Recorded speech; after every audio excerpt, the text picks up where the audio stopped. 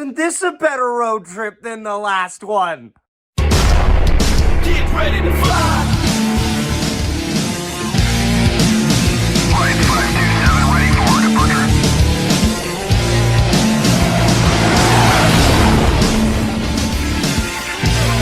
Get ready to fly.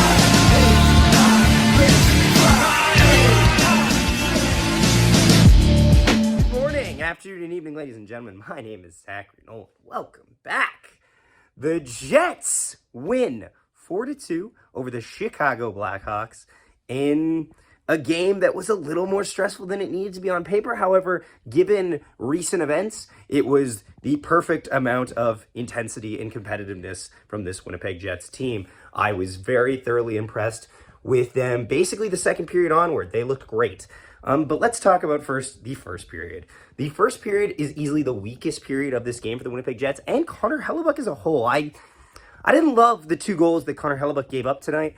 I thought that while they were really good shot, the second one, they were technically good shots, I'd say. One over the pad, the other under the bar. I felt the way he reacted to them suggested he probably had a better shot at them than what he led on with. Like the first shot, we'll get into this right away. Jets take a penalty. Rasmus Kvartey takes a delay of game penalty that took like 3 business days to decide whether or not it was a delay of game penalty, which I didn't think you could take that long.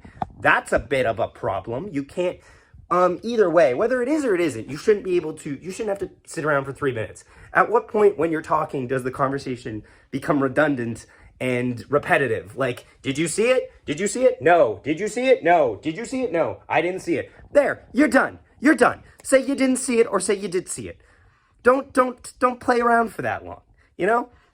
But they do score on this. It's a shot from the point. Alex Vlasic scores with Bertuzzi in front of the net. Makes it 1-0 reaction here.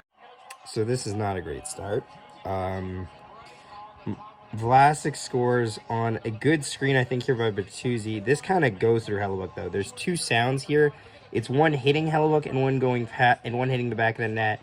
You want him to hold on to... Oh, it's through the... It's just under the hand. He actually he misses this, which is unfortunate. He's going to want that one back. Is what it is. It's... it's a really good screen by Bertuzzi, so I think that elicits a delayed reaction from Connor Hellebuyck. However, you can hear it hit Connor Hellebuyck, and then the puck go in the net. Like, you can hear it, like, the thump, and then it keeps going.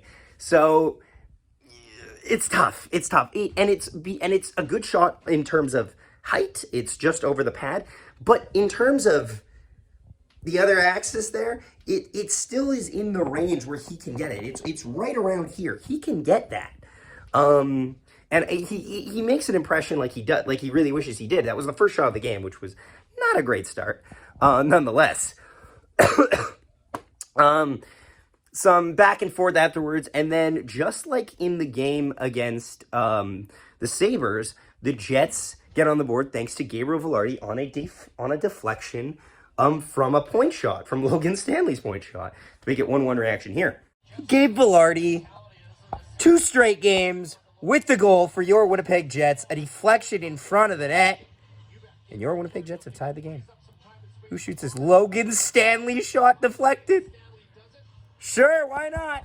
This is great for Gabe. Gabe, despite, the Jets have a lot of talented forwards, but Gabe, I think, has been a little quieter this year. Like, he hasn't been setting the world on fire like he was in some stints in December last year, but he's really kept up pace when they've needed him, especially with Nikolai Ehlers out. By the way, Brad Lambert stays in the lineup.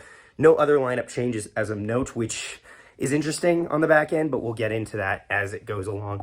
Logan Stanley does get his 3rd assist of the season on this, which is, it's good for him. Good for him. It was a well-placed shot that got deflected into a better place. That being said, though, Alex Martinez would then make it 2-1 on a goal against Hellebuyck that I'm really iffy about. Well, that's not great. That's not... Oh, of course it is. Of course it's his first as a Blackhawk. How bad is this? Oh, that's a really good shot, but also Hellebuyck did the goddamn arm thing. So, he gets beat cleanly. It's a clean shot outside in. It's a good shot, but anytime he's doing this, this means that you don't have time to do this. So I think Hellebuyck just kind of just reacts badly to this one. I'd like this one back. It's a good shot. It is. It really is. But no screen. He's off center line, so it's not like he's picking and choosing what side of the net he's going on. He most likely has to go inside lane. You know where the shot's probably going. You know, you can see it the whole way. I'd like better from that. That's all I'm gonna say. I don't mean to harp on Hellebuyck. I think that overall he was spectacular, but the areas that looked a little bit vulnerable tonight were in the first period, and he cleaned them up afterwards. That goal happens with under like a minute to play, by the way, in this first period, which always bugs me. That always is a bit of an itch. I hate that. So the Jets then go into the second period trailing 2-1. And then in the second period, they absolutely blow the doors off the Chicago Blackhawks. Now it's worth noting the Blackhawks have not been great after the first period. The first period is actually the only period where they have a positive goal differential. The second period and third period is progressively worse. But overall, like, it was like night and day. The Jets were all over them, and poor Brad Lambert. A wide open net set up for his first NHL goal, and he absolutely shanks it. He shanks the thing. And it's tough. It's one of those things where I wish he could have scored that. It would have been really nice if he could have scored that. But he didn't score that nonetheless. Oh well, it happens. It's the Jets keep the pressure though, and they're all over them in the second period. And eventually it is Nino Niederreiter who scores to make it 2-2 on the beautiful backhander reaction here. Nino Niederreiter absolutely he's been trying this all game. He's been trying that backhand chance, and finally he gets enough space, and you'll love to see it. He was trying to set up that backhand all game. He tried it in the first period, and he missed it. He tried it, I think, again in the first period, and it went right into the chest. He gets it. He beats Soderblom. Mrazek started this game but got injured, and Soderblom went into that. So as Chicago Blackhawks would say, Arvid Soderblom is always inevitable. So there you go. But yeah, 2-2. It'll be going into the third period, and what time is it? Moose Watch!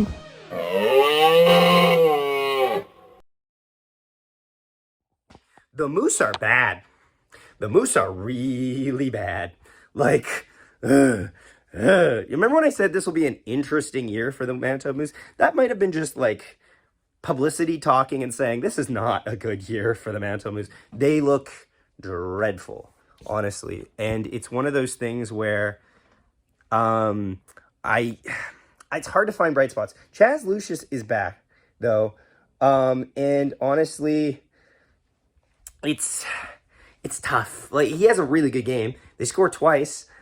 He gets 2 points in this, but they go from 3-0 to losing 6-3. What the heck? Here are the highlights of that. Between these two clubs, here's Chaz Lucius in on the attack. He'll snap a shot, and he scores!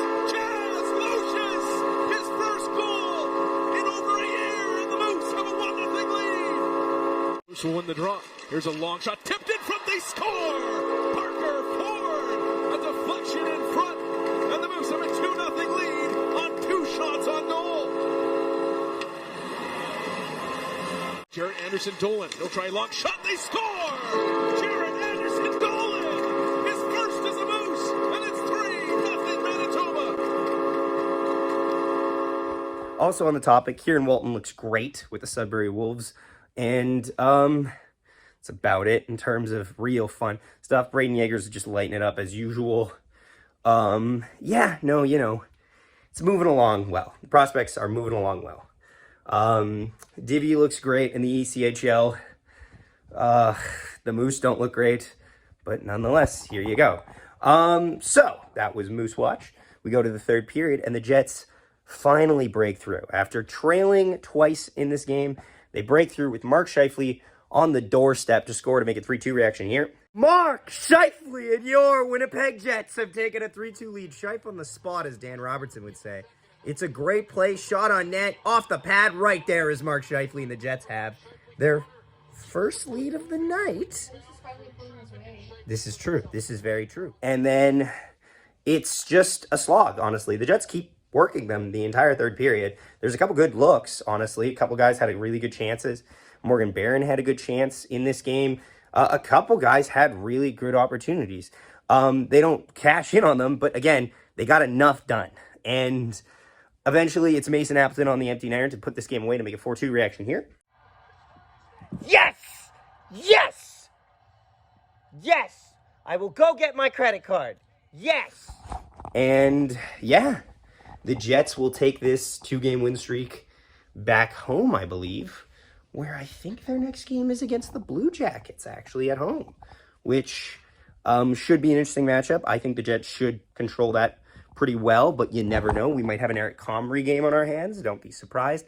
I'd like Brad Lambert to stay up and keep getting deployments because I think, honestly, he's looked great. This game was Brad Lambert's best game of his career. Honestly, he looked so much like he belonged. Obviously, a weaker team, 32nd place in the league, but still, you never know. You never know. But yes, thanks so much for watching. 3 stars of the game. 3 stars of the game. Oh my God, how could I forget?